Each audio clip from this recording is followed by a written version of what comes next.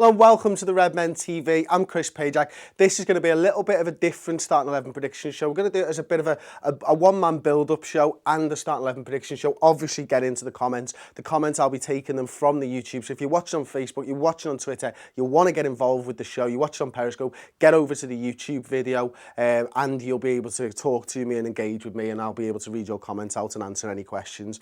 Okay? It'd be remiss of me not to talk about the game against Bayern Munich last night while mentioning my starting 11 and the build-up show itself, because I think it has a lot to play in it. You know, I think Liverpool played a really strong side last night, one of the ones that you could quite easily see in the Premier League this season, and we played very well. Now, I'm going to hypothesise that the reason that Klopp's played a really strong side against Bayern Munich is that he knew he was guaranteed a test against Bayern Munich, and you know, we could have come up against Napoli if they'd have beaten Atletico Madrid, and it would have been not a major step down, but certainly a step down. Now, Atletico Madrid is going to present a completely different set of challenges for the players that are picked tonight. I think we can all agree that. I think when you're looking at the way Bayern Munich set up, they're very much a dominating team, and they'll take a lot of the possession of the ball, and you might have to play on the counter attack. And we saw, although we dominated possession, although we had a series of olays as we were passing the ball around, and Bayern couldn't get the ball off us, we very much played on the counter, quick direct passes as well last night, and to great effect as well, utilising the pace of Salah and Mane. Now, Atletico Madrid, much more of a low block side than Bayern Munich, quite happy to let opposition teams have the ball and then attack on them when they deem those opportunities available. So it's going to be a completely different set of tasks, and a very good one, and and one that I'm looking forward to see how this Liverpool side approaches it, because you know, Atletico Madrid have got some of the best players in world football, and they're very much a defend first type of a football team, and then steal a goal or steal a couple of goals and win the game. So I'm looking forward to seeing this, because you know, when Liverpool come up against teams, and I always say Burnley because they're the ones that showed everybody how to play against Liverpool last season, or a Jose Mourinho side, if you will, then you know, coming up against teams who sit back, who let you have the ball, it's a much different proposition, and one that I'm excited to see Liverpool have. I'm going to go quickly into the comments section. Tim Shannon, our youth team is finally coming through. Big, expensive transfers might not be necessary with Trent, Kent, Woodburn and Gomez. Now, Kent, when he came on last night, was great, wasn't he? I mean, you know, step over king that he is. So I'm going to go, I'll tell you what, we'll go through my starting 11 prediction now, and we'll talk about some of the players and some of the reasons and what you think of these guys as we get into it.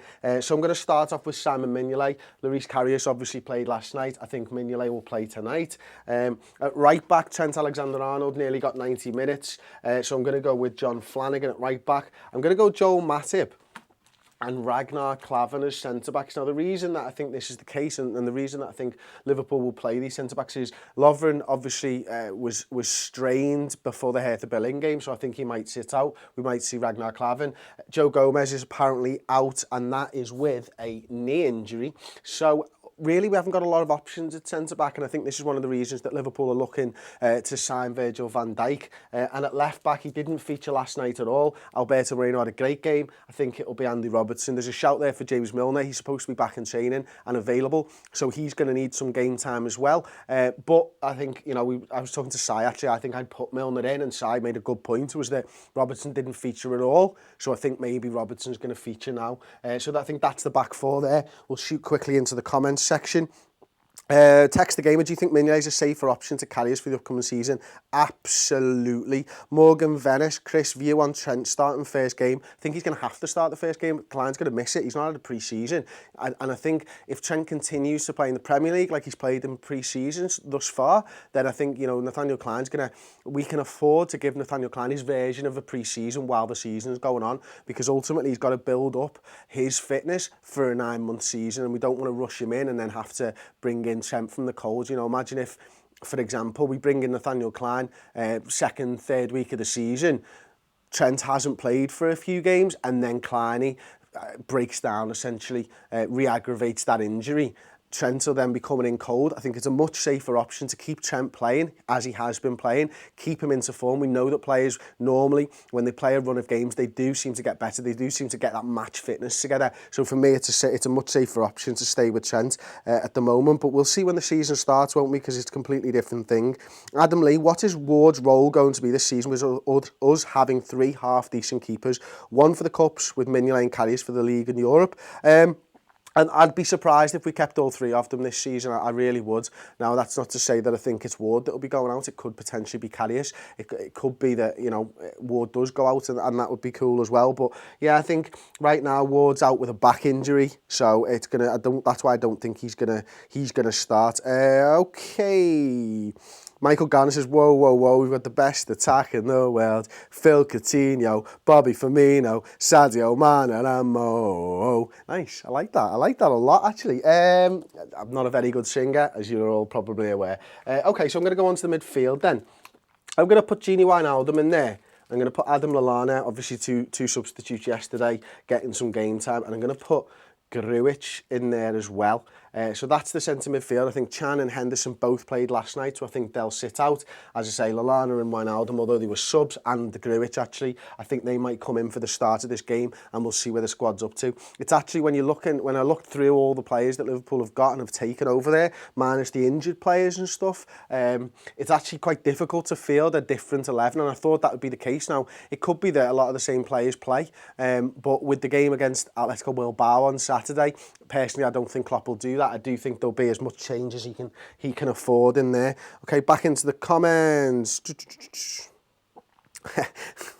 Milner right back? No, I don't think so. I think we're much more loaded at right back than anywhere else. Kieran Hopkins, Chris, do you believe Moreno has improved his chances of staying after a solid performance yesterday, or do you believe he will still leave? Look, Alberto Moreno was fantastic yesterday, and I surmise that this is how it went down. Jurgen Klopp's there, and Napoli bid 11 million for him a couple of weeks ago.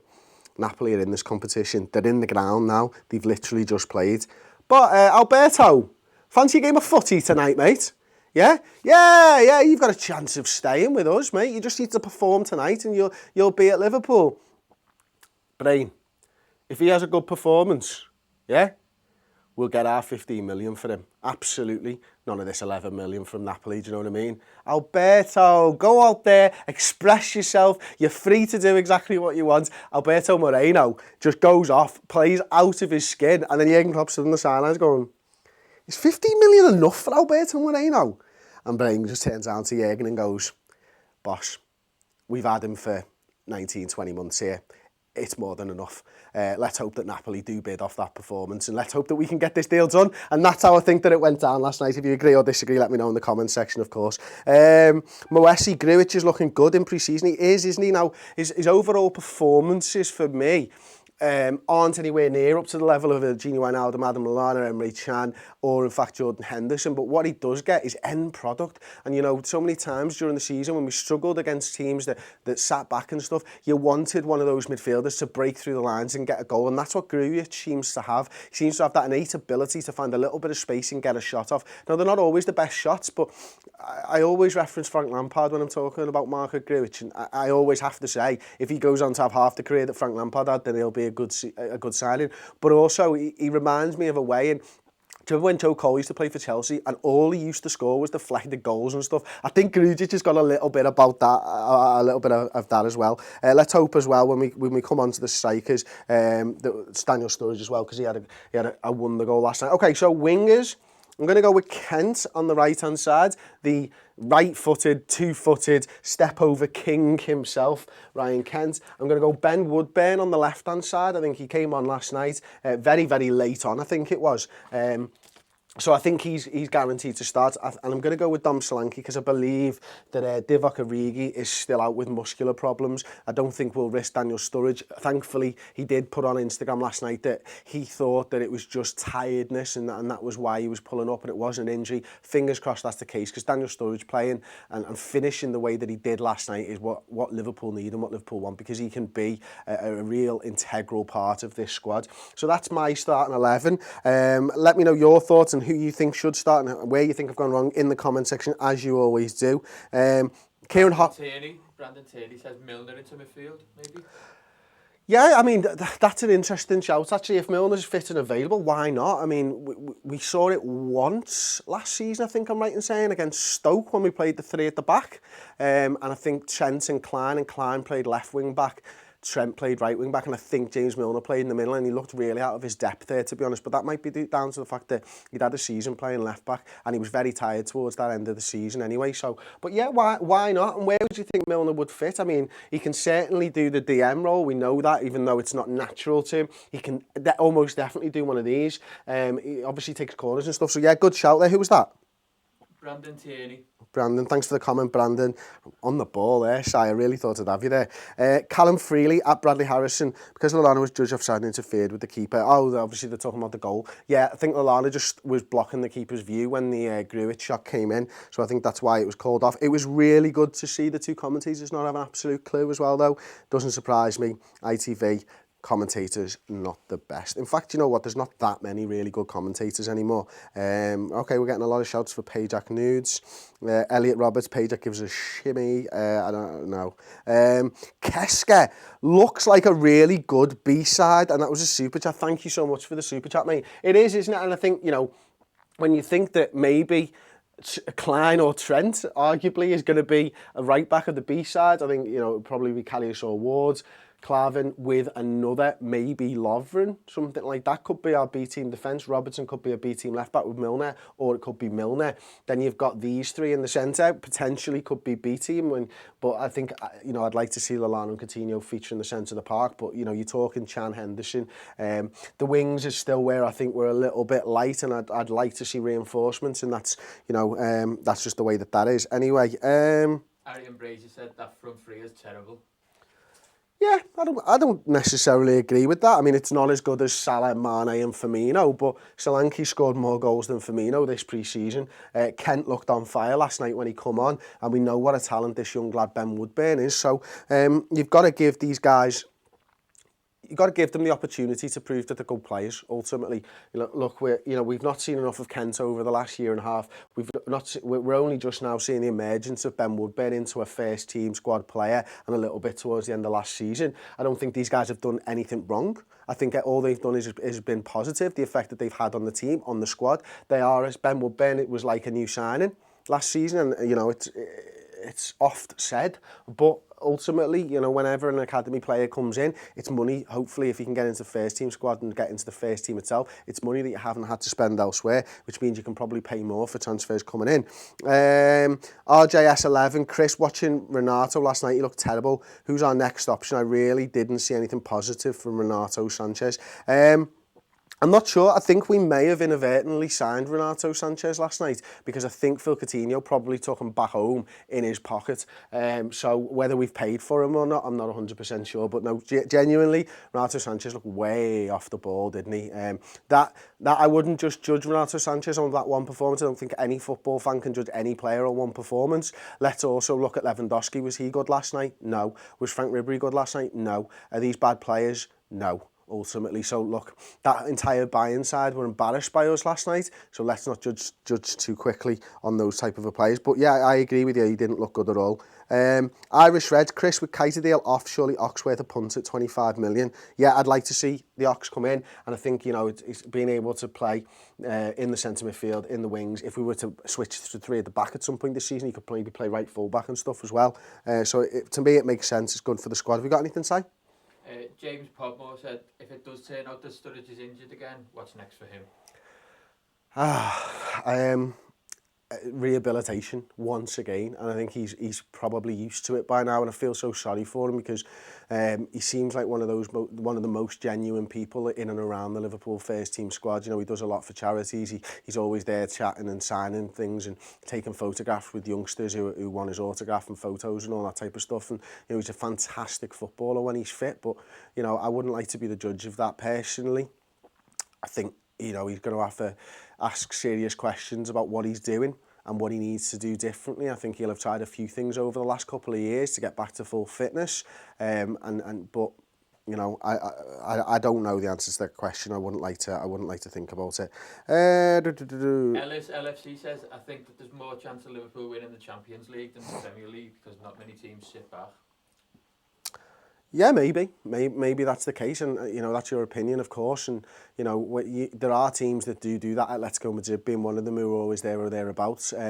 It's about making sure that you can beat those sides and you can get through your group stages, because when you're in the group stages, there are teams that sit back and you need to be able to go out and beat them to progress. But when you get to the last 16, I think I tend to agree with you that most of the teams do play on the front foot because they're all very, very good footballers when they get to that level of the competition.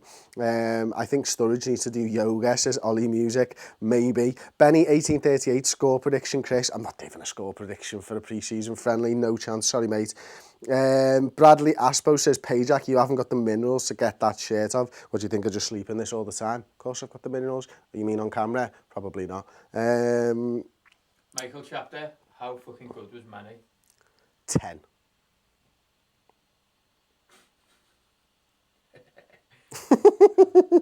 What time is the game?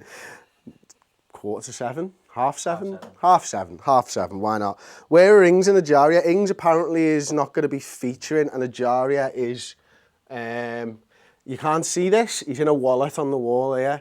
It's not even a wallet, it's an envelope, and he's in an envelope marked midfielders, why not? What was this? I saw one about the AFCON then, let's find that one. It said, with it being moved to the summer, does it increase the price of African players? Ooh, I'd never thought of it from that point before. I suppose it might do, mightn't it? I can't imagine it being a lot. I mean, when you were talking about the AFCON, really, you were talking about once every 2 years, and maybe a little bit, but you know, I'd like to hope that Liverpool, when they looked to sign Mo Salah, actually knew about the conversations that were happening at the time and deemed it that it would be absolutely fine to sign him, because could you imagine losing Mane and Salah for a month this season? I know the competition's not this season, but that would be really tough on us. 5X says Mane is beat. I'm assuming he meant beast, and if that's correct, then he is. Bradley Aspo says, sick man, you Pajak baby. Callum Lahar, Dylan, yeah. Actually, where is Ojo? I can't remember off the top of my head, you know, Shane? He's not in the squad, I don't think. No, I don't think they took him over. I want Sadio Mane to stay, says Abdullahi Salah. Yes, I think we all do, and I don't think there's anything that suggests that that's going to be happening. Otherwise, you must have seen the transfer rumour show yesterday where we talked about Inter Milan making a ridiculous bid, absolutely ridiculous bid, or planning a ridiculous bid, should I say, for Sadio Mane. £35 million doesn't even buy you his toenail. Wilson Fish, Chris, do you think Moreno deserves to stay?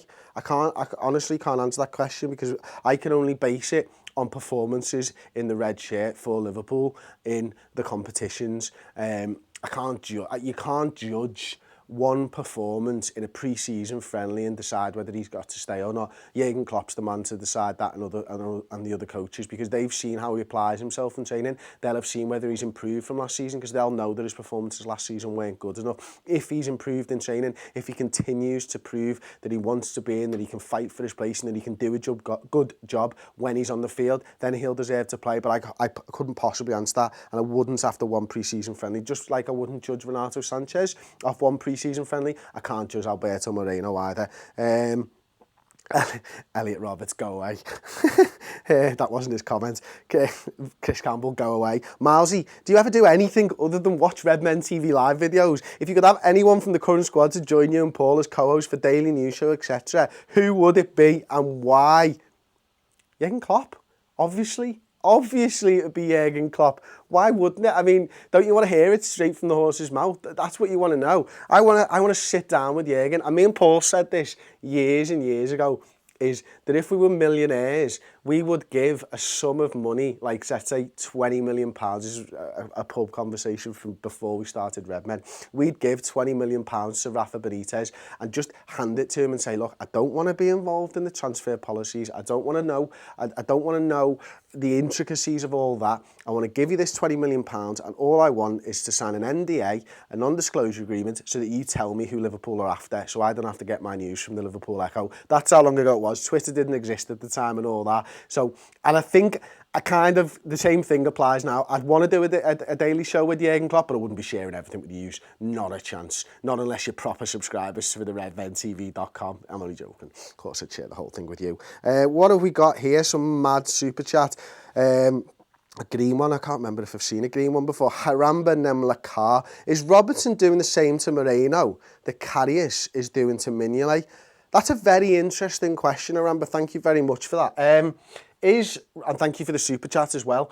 Is Robertson doing the same thing? I suppose what you're trying to say, mate, is that he's giving him a kick up the arse. Now, maybe so, because I think it's pretty obvious, isn't it, that Robertson's the same type of a player as Alberto Moreno. We've obviously got a more defensive left-back like James Milner. I think this season, with playing in the Champions League and the other cup competition and the Premier League, that we're going to need to change that up. I think we're going to see a lot more rotation this season than last season. I think last season we saw more rotation than the season before. And I think the reason that we're going to be able to do this is so that we can tactically change our approach to games, having wingers that will go up and try and get the ball and whip crosses in, rather than maybe James Milner, who's a little bit more defensive, who's not got the pace to recover as quickly as someone like an Alberto Moreno and Andy Robertson. I think Moreno's fighting for his place, mate. I really do. And if Robertson for £8 million makes Moreno be the player that we all thought we were signing back in the day, then that will be a good signing in and of itself. I think, Moreno looked good yesterday. Hopefully,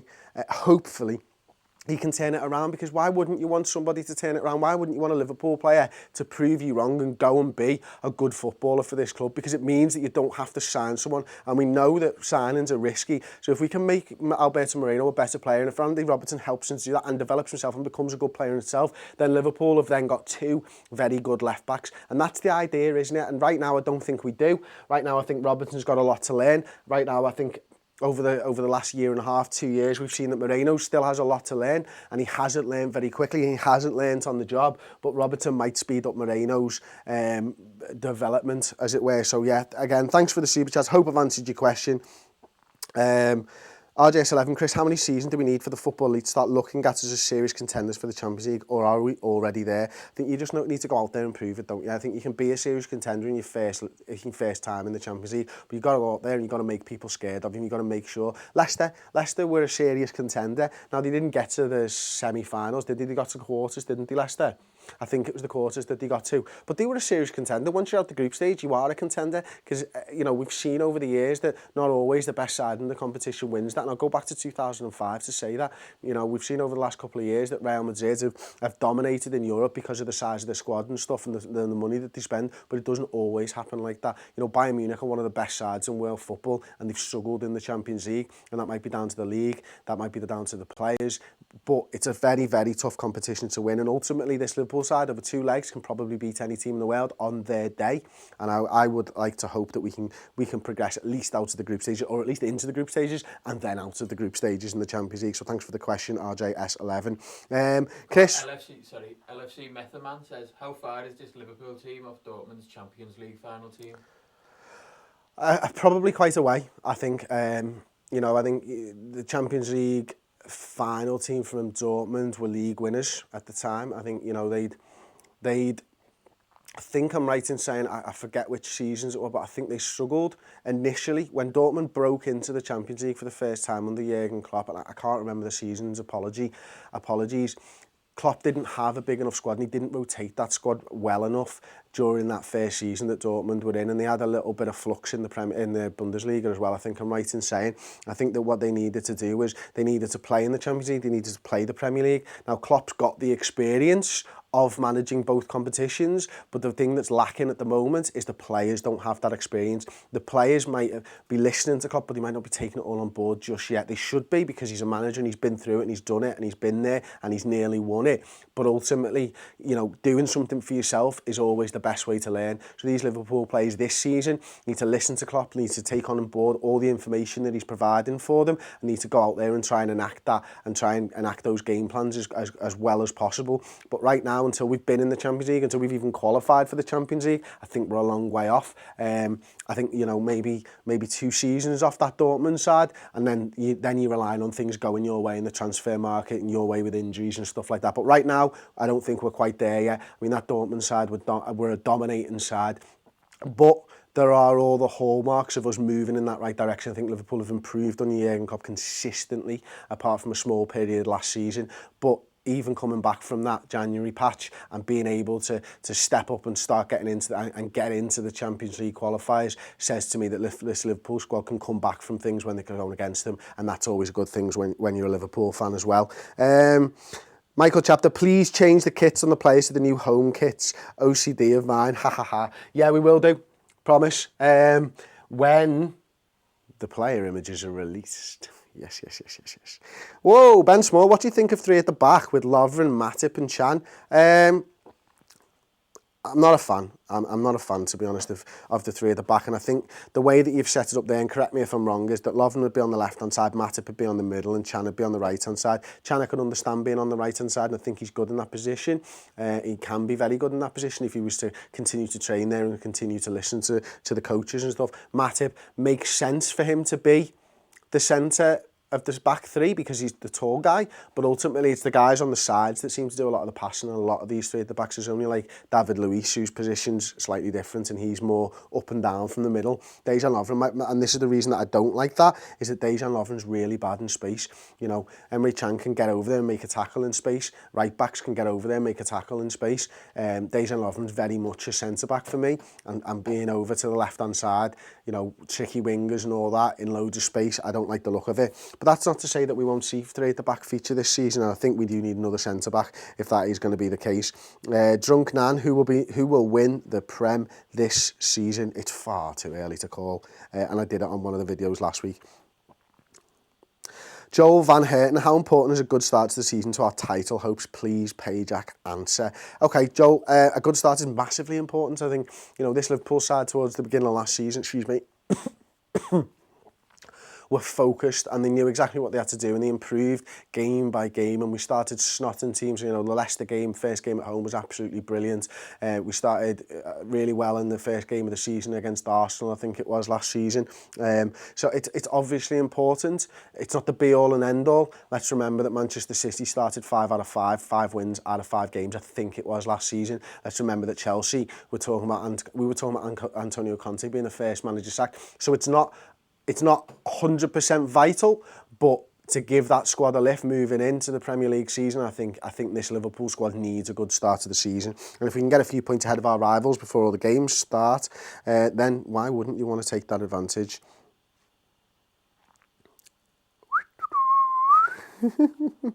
David Michael Williams, you need some lemon and honey, Payjack. I need a whiskey, mate, is what I need. I've done a lot of talking on camera, while Paul's been away the last couple of weeks. Paul, man, what's happened to Oxlade-Chamberlain rumours? It just seems to be literally have died down completely. I have no idea, to be honest with you. Adam Lee, I need another podcast in my life. You will get another podcast. We will record another podcast Tuesday, and then that'll be it then every single week. Apologies. You know, we've taken some time off over the summer. I took a couple of weeks straight after the season. Paul took a week after the season and a week just before the pre-season friendlies. Obviously, he's in Germany at the moment. We're just not able to do it. And we want it to be mine and Paul's podcast. You know, people might ask us to bring in guests and stuff, but we really want this to just be our podcast where we get to put our views across, because we don't have enough platforms to do that on, do we? Ballistic Broccoli, will the match build-up be out today? No, we're not going to be able to do a match build-up, unfortunately. This is kind of your match build-up now. Apologies, that's why it is so long. Haying, I need podcasts like this daily where fans can question with your honest answers. Question you with your honest, get your honest answers. Maybe I'm not 100% sure. Yeah, thanks for that, mate. I appreciate that. We always obviously try and do our best to speak to people now. The ability to be able to go live every day is something that actually I've enjoyed more than I thought I was going to. I think when we first started doing live shows for the games and stuff, I'll be totally frank with you guys that we just got so many trolls from other clubs on there, and it made it not enjoyable, because we don't make this content for anybody but Liverpool fans. Now, I can see a couple of people in the comments now. I'm just going to ignore them, because ultimately, let's be frank about it. These Man United fans and Arsenal fans watching our video are putting a little bit of dough in my back pocket. Thank you very much for that. Really appreciate you viewing the content. Really, really do. You help support a Liverpool fan channel. Good on you, lads. Good on you. Thanks very much. But I think these daily news shows has actually made us engage with our fan base more. We're able to answer questions. We're able to speak to you guys a lot better. And I love that. We will be starting to do some more podcasts, but they will be for subscribers on the website. We're relaunching the website, in fact, this Saturday. We're going to have a whole article section. We've got the podcast section. We've got the supporters section, which has exclusive videos and exclusive podcasts that you'll be able to take away and listen to on your phone. Listen to on your phone like this, through headphones most probably, because you wouldn't want to subject everybody to some of the stuff that we talk about on podcasts. Because if you think these live streams get messy sometimes, the podcasts are absolutely mental. Leighton Hughes, well said, Pajak, fuck the haters. Then one of those, fuck the haters, Chris, up the Reds. Nathan Fitzpatrick, yes, up the Reds. Adrian, Ross Barkley to Liverpool, nah. Joe Van Herten, Pajak, you and the Redmen are the best thing that has ever happened to me. Oh man, I feel sorry for you, but thanks for the comment, it's lovely. Scapole man again, love your CMO 102 season series, was fucking hilarious. Will you be doing another like it? The set is built. We've recorded the pilot about 4 months ago now. We just don't have the time anymore, unfortunately. I'd love to be able to get back into it. It's a lot of work on Paul's. We have Paul's the creative influence behind it all, of course. I'm just essentially turn up to rant on these type of things. That's pretty much what I do across all the stuff, actually. Best not to think about it. Hoods HDA, Chris, how should we who should we sign? Don't have to be rumoured. Alexis Sanchez, because why not? Nish Pardalia, thank you so much for the super chat, mate. It's much appreciated.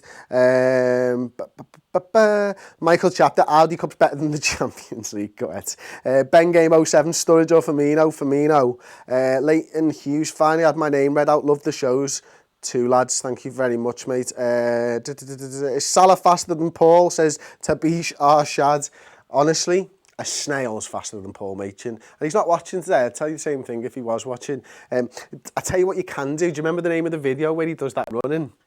Redmen Training Series. Redmen Training Series, episode 1. It's on YouTube. Check it out. We've tried to get fit for a Ball Street game last season, and Paul does this absolutely terrible run where we were doing like a 40-yard dash, which wasn't 40 yards at all, and we were timing to see who was faster, me, Tom, or Paul. And Paul sets off, and he starts doing this mad like run with his arms like this, and it's one of the funniest things you'll ever see. I play footy with Paul, have done for years and years and years. Play footy with him on a Wednesday night, of course, with all the lads. He doesn't run like that. Like, he got it into his head that he'd run faster, so he tried to be a sprinter. Oh my word, Redmen TV Training Series, the first episode, absolutely brilliant. Go and check it out. Go and leave a comment over there. I'll go into the comment section after I've done this for the guys. Let's do hashtag Daily News Squad, because that's a thing, isn't it? Hashtag Notification Squad and stuff. Adrian, know you're tired of talking about it, but is Van Dijk a future signing since he's on strike? Excuse me. Apologies, everybody. I think he is a future signing. I think he is. I think, you know, Liverpool have to open the communication between them and Southampton. I think it's going to be very difficult to get that signing over the line. I've actually got Chris Williams, the journalist, coming in. He's a Bundesliga expert. It'll be on the subscribers website tonight, theredmentv.com. It'll probably be out just before the Liverpool game, where I'm going to quiz him all about Naby Keita, all about Virgil van Dijk. We're going to talk about Renato Sanchez. We're going to talk about Phil Coutinho as well. Promises to be a great show. We're doing it as a special one-on-one interview with him. I think sometimes when you've got someone so close to it, it's best to just get their opinion and interview them. So do go and check that site out. Please do. I know Miles, he mentioned something about Paul being a better keeper than Neuer. I'd have to respect your opinion and respectfully disagree with you, and actually respectfully tell you to fuck off, because that's bullshit, mate. You are on crack, Mousy, and you know I'm only playing with you. Desmond Hutchins said, fuck Alexis Sanchez if that's your thing. Absolutely sound. Charlie Dwyer, are the podcasts on SoundCloud? No, they're on iTunes and they're on Acast and they're on Stitcher and they're on pretty much everything. But go over to the Acast is where they're actually hosted. It's a really good podcast app actually, but if you're on iTunes, you can get them on iTunes as well. They are really one of my favourite things to do in a week. What subs are likely to come on? Who will be rested? So says Moesi. Come on, man. I don't know. I've got no idea. Why don't you let me know who you think and I'll read them out, Moesi. Do we have any world-class players, says David Noonan. I was last season I said that I didn't think Liverpool had any world-class players. I think after judging Mane on an entire season, I would say that he is world-class. He's a difference maker. He can make a difference against any type of a side. I think you can judge a world-class player just as much by what he does on the pitch, but also by what the team does without him. And I think Sadio Mane proved to me last season that he was a world-class player. I don't like to judge players on anything less than one season. I would quite comfortably say that Phil Coutinho plays at a world-class level, but world-class players do that consistently throughout a season. And even last season, after the injury, he did take 4 to 6 weeks before he started playing at that level again. So I think Phil Coutinho, if he does it all season, or he does it for the first 6 months of the season, doesn't have an injury, he'll be world class. Sadio Mane is world class. I think Mo Salah's got the potential to be world class, but you know, I've not seen him in competitive football for Liverpool yet, so I wouldn't judge him on that. I don't think Mignolet is, I don't think Klein is. I think these are very, very good professional footballers. I think Joel Matip could be world class, but I don't think he was playing quite at that level last season. We're in a much stronger place this season than we are last season, to answer your question. These not spot on, Chris, don't know what that was about. Sai says the next podcast will be out on Tuesday, hopefully. Yeah, that's about right. Kieran Wallace says Pajak for #United. I'd never get into that side. BD_JFT96, when's the next podcast? Oh, we've just answered that. Arif Raf, predictions for the Champions League draw on Friday. Predictions? That Liverpool get a team to face in the Champions League draw on Friday, and they go and beat that team. Apparently, we'd like the Belgian side that's in there. Alex Morrison says, are you on Tinder, Chris? No, I'm not, mate. Got a wife. Hoods HD, Chris, what do you think about Saka? I'll just do this one quickly, and then we'll, if there's any other good ones, I pull them up now. We'll start to round this up a little bit. What do you think of Saka? I think he's a really, really good footballer. I think there's some clear problems between him and Klopp. I don't think he'll be playing for Liverpool this season. I don't think he'll be in and around the first team. But I do think he's a very, very, very, very good footballer. Go on, Si. Why haven't we got rid of Markovic and Saka yet? There's 20 million right there. Hopefully that will be more than that. I think the reason that we haven't got rid of Mamadou Sakho is that we're wanting £30 million for a start. I think, you know, we've proved over the past with Crystal Palace that they're comfortable playing hardball. You know, we had it with Christian Benteke. Ultimately, we knew we got the money that we wanted, or very, very close to. I think we'll be in exactly the same boat this season with them. I think Mamadou Sakho will move. I think it probably will be Crystal Palace, but I think it might not be for the amount of money that we want. Markovic is a different one, isn't it? Again, Liverpool playing strong ball with these guys. Rumoured to be Hull and Watford interested for 8 million. Rumoured to be somebody else from Italy, I think it was. I forget now. Looking to pay a little bit more, but those rumours were quashed. I'd imagine that Markovic will move, and I'd imagine it'd be around the 10 to 12 million pound mark. Anything else, mate, before we go? Harrison Black, should we think about dropping Henderson for Gini or Lallana? Just in general, I wouldn't. I think, you know, some people don't like Jordan Henderson as a footballer and don't think he's good enough to be the captain of this fine football club. But personally, I think he's brilliant. I think we're just a much better side. Again, like what I was saying with Sadio Mane, when a player's there and you might not notice his every single contribution, you might be clouded by your visions of him. And this happens to me just as much as to anybody else. But Jordan Henderson, for me, controls that Liverpool midfield and controls the game and decides where we play and how fast we play and everything. And he's always offering a pass if anybody gets into a little bit of trouble. And he's always moving side to side. His position is absolutely fantastic, not only from an offensive sense, but a defensive sense as well. So for me, I love him. I think he's absolutely brilliant. I think he's the best one of those defensive midfielders. But Emre Can, you know, continues to get better as a footballer and can certainly challenge him. And there'll be games that better suited to Emre Can than Jordan Henderson. I just don't think it'll be many of them. There we go then. We've got loads of Hendo love in the comments. Cool, that's nice. Ellis LFC says that you're doing a reaction to the UCL draw on Friday.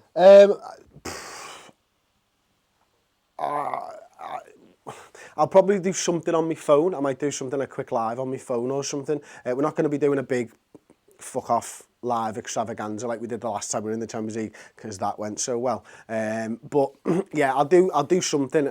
I think, you know, definitely Saturday morning, probably Friday night. I've not had a day off in 2 weeks, so I've been making videos every day for pretty much 2 weeks. I've travelled to Germany in that time as well, which is, I'm not complaining here. It's been amazing. It's been a quality couple of weeks. I need to spend some time with my family. I've not seen them at all. You know, Tuesday night, Wednesday night, Thursday night, I'm busy making videos till silly o'clock in the morning. I need to spend some time with my girls and my wife because I miss them. Oh, cute. Anyway, I'm Chris Pajak. That's the Redmen TV. That's the build-up show / uncensored match build-up show / starting 11. Got that totally wrong, didn't I? And I will see you next time. Don't forget to like, don't forget to subscribe.